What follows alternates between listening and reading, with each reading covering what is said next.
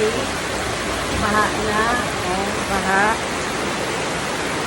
Doon na po yung ano. Kaya kailangan putasan ko po doon.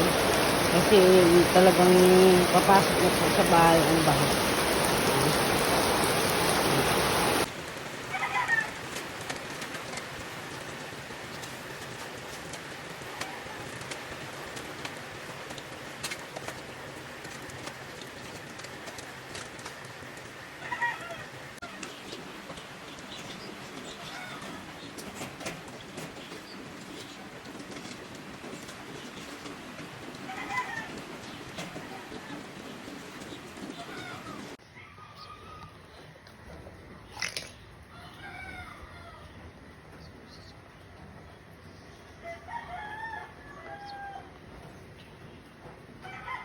Yun po, pumapasok na po yung tubig dyan. Galing dun sa karsada. Kasi mula nung ginawa yung karsada, mataas na po yung daan.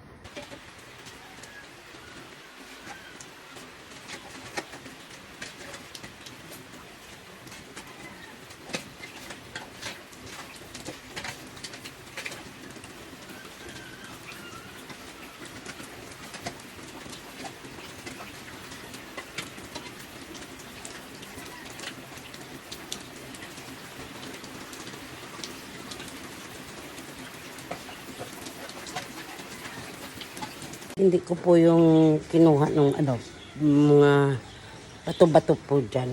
May tendency po, papasok po siya sa loob kasi mababa lang po yung namin, yung sahig. Mababa lang po, yung sangdaka lang po yan. Papasok na po yung tubig. Kaya kanina, malapit na po niyang ipasok. Kaya maagang-maaga po ko nagising dahil nilagyan ko po ng kanal po dyan papunta doon sa dulo ng labasan ng tubig. So yung tubig, kanina talagang taas po yan. Kaya inano ko po doon kasi may nakaharang po mga bato-bato. At least hindi na po papasok doon sa amin. Kasi pag hindi mo po